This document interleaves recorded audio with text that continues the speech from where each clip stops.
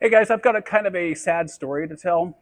Maybe sad's not the right word, but it'll explain why the hangar behind me is empty. And maybe it's actually a happy story. I don't know. But there's definitely something for aviators to learn out there, especially if you plan on acquiring your own airplane or you already have your own airplane.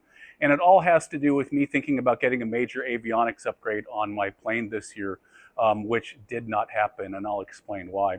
I acquired my Mooney back around 2019, and I was the fourth owner of it, and it was a very low time Mooney. It only had about 640 hours on it. It's a 1999 M20S. And the owners prior to me were not doing well physically, and it hadn't flown very much. So I figured it prudent to get a very thorough pre-buy purchase inspection from an independent shop that did not normally take care of the plane, and it was actually a Mooney service center. Prior to me acquiring the plane, it had spent some time in Florida and then up in New Jersey. So both highly corrosive environments. You can kind of see where this story is going. The pre-purchase inspection on the Mooney was great, and I've been flying it for years without any problems. I also, for a point of reference, I change the oil approximately every 25 hours, and I change the filter and cut it open every 50 hours. And with every oil change that I do, I send an oil analysis off to Blackstone, and everything's looked good. No metal in the filter, no trace metals in the oil analysis, and the plane has been flown regularly. It certainly hasn't been sitting in the time that I've had it.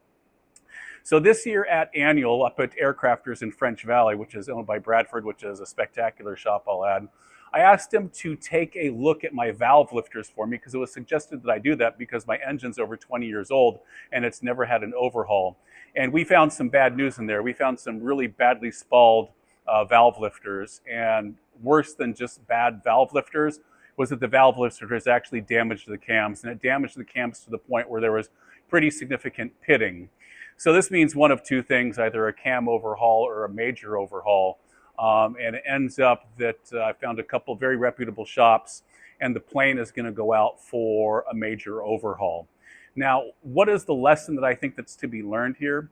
I think that the lesson for aviators is, when you're getting a pre-purchase inspection, looking at the valve lifters is not a normal thing, but it may be prudent that you actually check that, because if you have damaged valve lifters, and if indeed the cam is damaged, you're looking at a major amount of money to get this problem rectified, and certainly it needs to be taken care of. A plane probably isn't going to fall out of the sky because of a bad valve lifter, but you could get a bad cylinder, and that in and of itself could really ruin your day. Anyway, love to hear your thoughts on my story. I'm Gary from the Palomar Airport Association. As always, thanks for listening.